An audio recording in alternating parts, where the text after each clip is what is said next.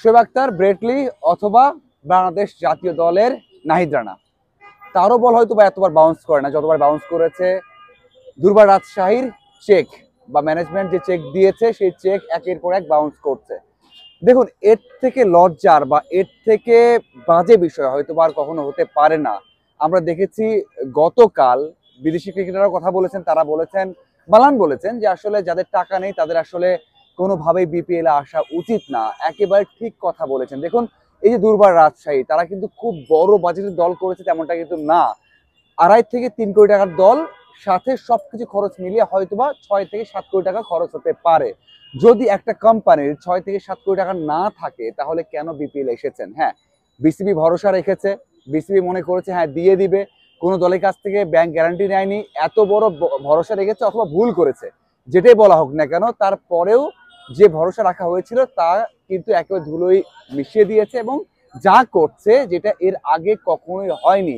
এই বিপিএলটাকে সবচেয়ে আলাদা করার কথা ছিল, এই বিপিএলটাকে সবচেয়ে ভালো করার কথা ছিল এবং সবচেয়ে উল্টা হচ্ছে।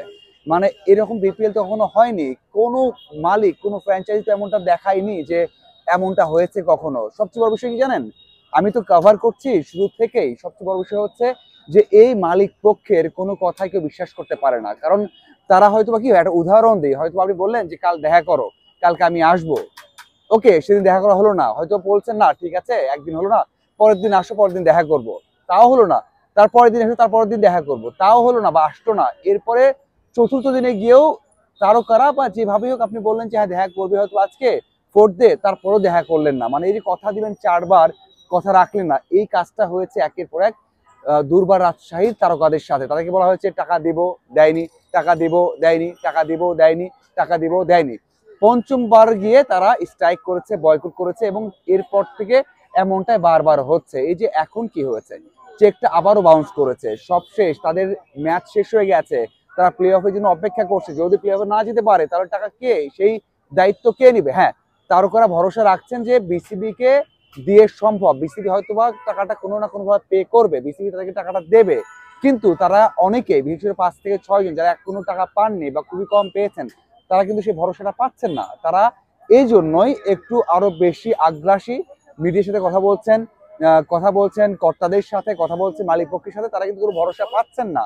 পাবেন কি করে? কারণ যতবারই কথা দিচ্ছেন কথা তো তারা রাখতে পারছেন না। এই যে আমি যখন কথা বলছি এখন বাজে 1টা, 26 তারিখের চেক আজকে সকাল 10টা থেকে 11টার মধ্যে নগদ করার কথা, কিন্তু সেটা করতে পারেননি, আজকেও করতে পারবেন না বলে মনে হয়। যদি না পারেন তাহলে সেটা কবে আসবে, কবে তারা নগদ করতে পারবে এবং আদৌ পারবে কিনা সেই সংখ্যা থেকে যায়। যদিও আমি যেটা আপডেট জেনেছি যে বিদেশি 2 থেকে 3 জন থাকছেন, দেশিরাও থাকছেন এবং তারা খেলার জন্য অপেক্ষা করছে। কিন্তু এই ঘটনাটা কতটা কতটা খারাপ হতে পারে সেটা হয়তো আমরা বুঝতে পারি। বিদেশিরা কথা বলছেন, দেশে বাইরে নিউজ হচ্ছে বিপিএল এমনটা হয়নি, টাকা নেই, টাকা নেই, টাকা নেই, সেই কথা সারা বিশ্বে চলে গেছে। এটা আসলে এত খারাপ কখনোই কোনোভাবে কোনো ম্যানেজমেন্ট হয়তো আশা করে না। বিসিবি তো নয়ই, দেশ তো নয়।